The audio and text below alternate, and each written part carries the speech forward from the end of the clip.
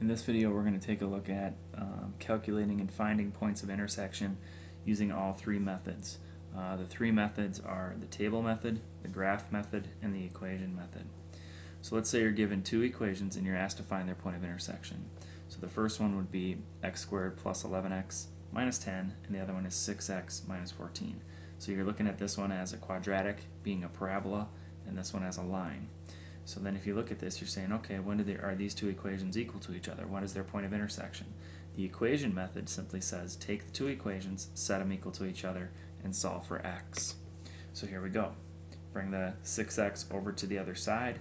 By subtracting it on both sides, you get this.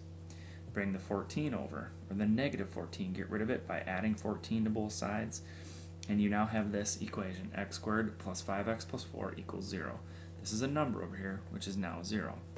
Well, zero product property tells us that if two things multiply together to make 0, then one or both of them has to be 0.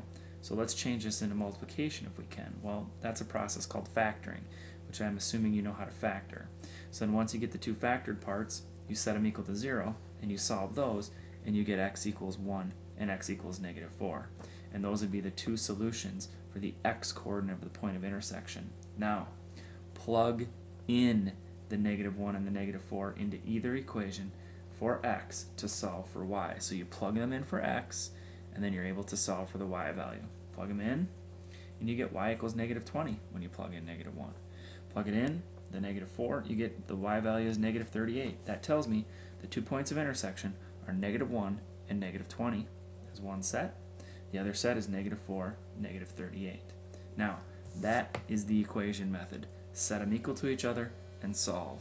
So if you have an x squared equation, then it's going to be where you're factoring and doing, or you could be doing the quadratic formula.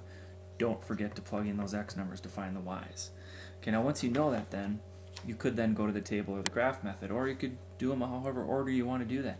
But basically what it comes down to then is technology. So if I could plug it into my graphing calculator and I just type in the two equations, which is shown here, then after I have these equations in, then I can just go second table. Now I did solve this already, so I can tell right now that if at negative 1, I've got two negative 20s. I'm looking for a match. There are no other matches over here in the y value columns. Now the other one's going to be right here at negative 4. I've got negative 38 and I've got negative 38. So those are the two spots for point of intersection using the table method. The final method is the graph method. When I push graph, I'm looking for where these two, this line and this parabola, what? It didn't show up. Well, that's going to happen a lot. We know these two things cross, but they cross when the x values are negative 1 and negative 4, and we know that the answers are negative 20 and negative 38 for the y value. So we have to change the window.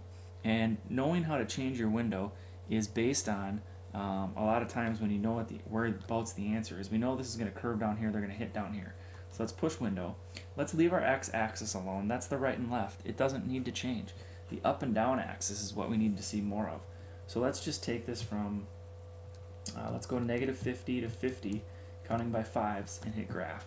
Now we've increased our up and down vertical axis. This is now negative 50, this is now positive 50, and I can see it hits right there and right there. So I can see those 2 points of intersection.